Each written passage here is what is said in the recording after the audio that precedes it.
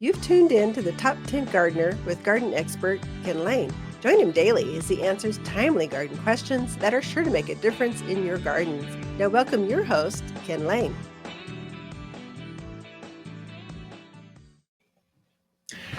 And we are back with Lisa Waterslane in the studio. She comes each week. This is just all about her segment, what she sees, what tickles her heart in the garden.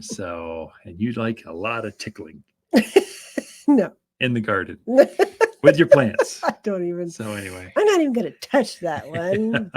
The studio is filled with flowers, perennials. Yeah. I said the flower, you had a huge flower truck. I don't know how many thousands of plants showed up. I'm tired. And all of them are spectacular. They are. So the perennial house just looks amazing right now. So many cool things that are in, and the colors are fabulous, and the plants are good. And it is still a really good time to plant. It's the best time. So many people are like, it's in the end of season. Is it okay? Yes. Phoenix folks, they're heading down to, they're starting to pack up, heading back to, it's still, we were down there on a flight last week. It was still 105 out.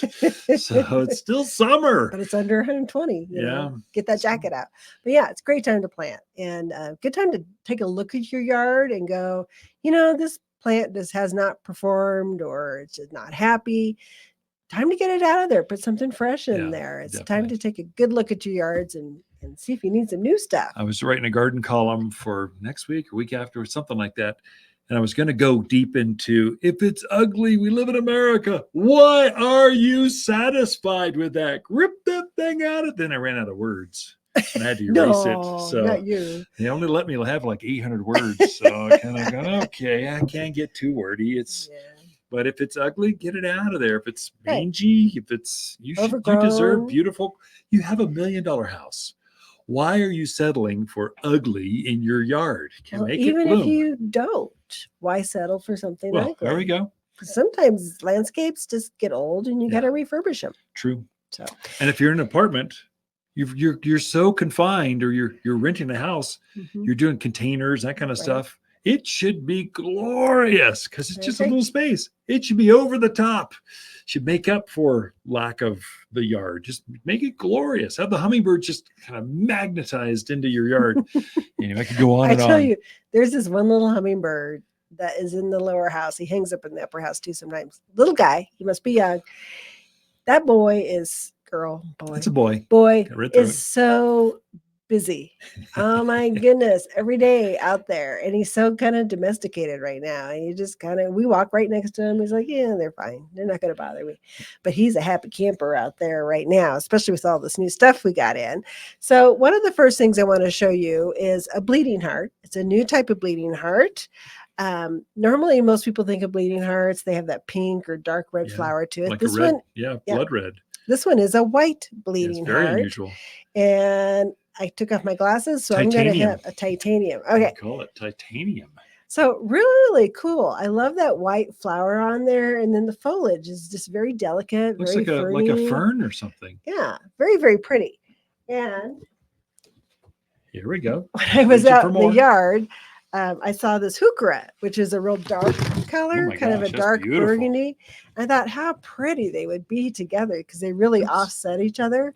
So the heuchera has this real burgundy, dark foliage almost black to it. With a burgundy highlight or something. It's gorgeous. Especially underneath, it's like it's green on top and burgundy underneath, but absolutely gorgeous. But contrast it with the white bleeding heart, and it is beautiful. It'll be wonderful in a pot. Container, or in the ground in a nice shady part of your yard, or if you have a shady perennial bed, those two would be fabulous together. Heuchera loves the shade or the sun because it's so flexible. Pretty go anywhere. Yeah. So and then bleeding heart likes the shade, so it'll take morning sun and stuff, but it likes the shade. They're both perennials. They'll come back for years and years. Decades. They'll be coming back, and I know that the red bleeding heart animals don't eat. I assume the white ones or the titanium one is the same way. It should be fine.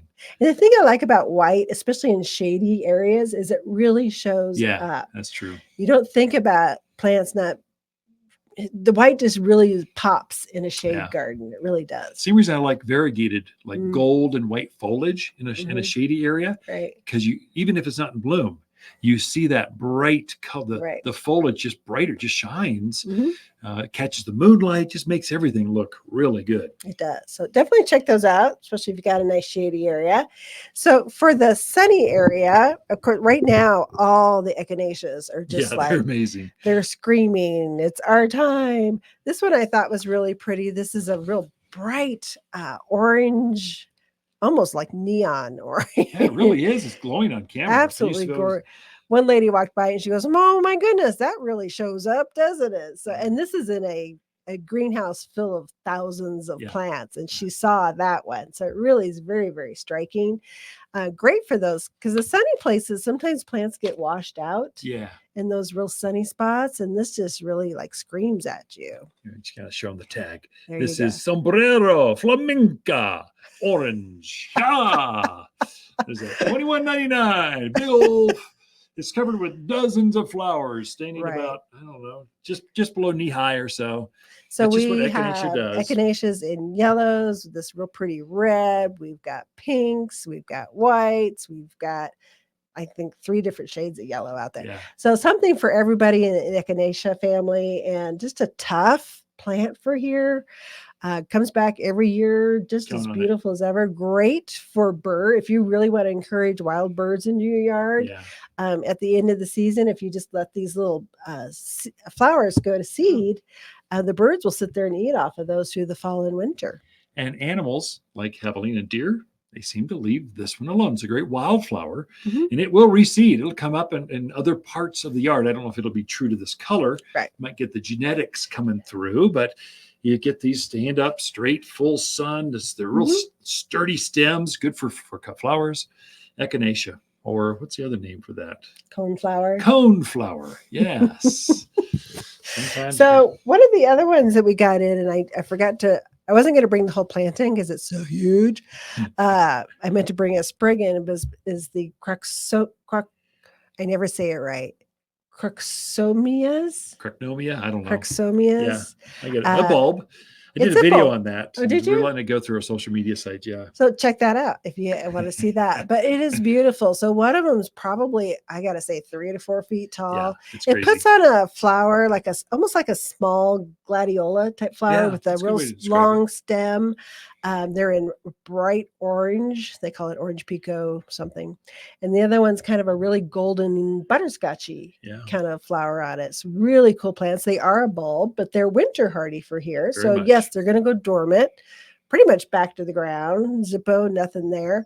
But they'll come back next season. The foliage will grow up first, and then you get those blooms late summer, early fall. And it gives you that really striking. I mean, you got to come in and see it, because I wish I'd brought a piece. If your gardens are full or you haven't gardened in years, it's fun just to come see the botanical interest in it. It's so bright. You see it from across. This time of year, the flowers get bigger, brighter, and they start to glow in the dark.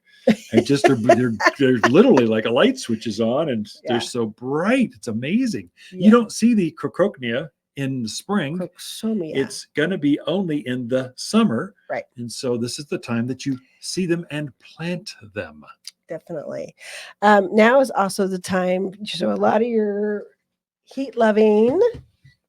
So like the agastache. Agastache just loves it when it's really hot. I thought it was a sage. Nope, this is blue boa. That's amazing. So this is blue boa agastache. I love this agastache.